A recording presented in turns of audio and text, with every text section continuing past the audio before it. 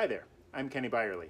Right in front of me is the blinding glare of the sun, and right here is my BRZ. Now, when we last spoke, I had just replaced this stock shifter in the BRZ with this, a custom shifter from twistedshifters.com. And it turned out to be so easy that I'm doing it again while talking to you. The trouble is that once this was installed, well, it looked like this. Now, since then, I've done some looking into it. And the problem is that the stock shifter has way more thread depth and can slide all the way onto here, whereas this only has enough thread to slide down to about here. That means that even though the bottom of the shifter is hollowed out to leave room for the reverse lockout mechanism, it doesn't matter because this thing doesn't go down far enough on the shifter. In fact, after talking to the company, I've learned that you can't even drill deep enough into this hole to get it far enough down on the shifter for this lockout clearance to be relevant.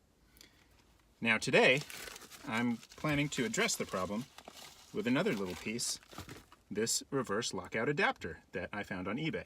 The thing about a reverse lockout adapter like this is that they're actually meant to compensate for a shift knob that doesn't have any reverse lockout clearance. However, because the adapter takes up some of the thread, well, that means that if there wasn't any clearance here, this would sit even higher and make the shift knob that much taller.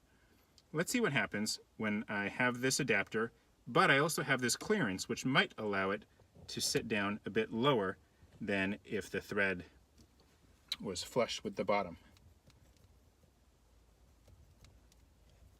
And with the adapter there, this actually sits pretty firmly. Does that go up high enough? Does that interfere at all? How high is this? Okay, let me hold it up, then screw that down, just to make sure I have all the clearance I could possibly need.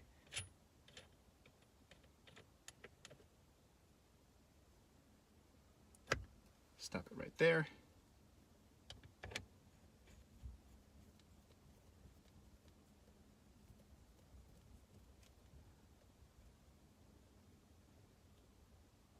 Stop that right here.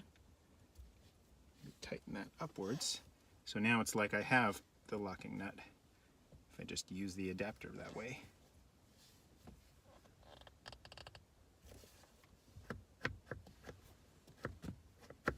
There we go. Lock out.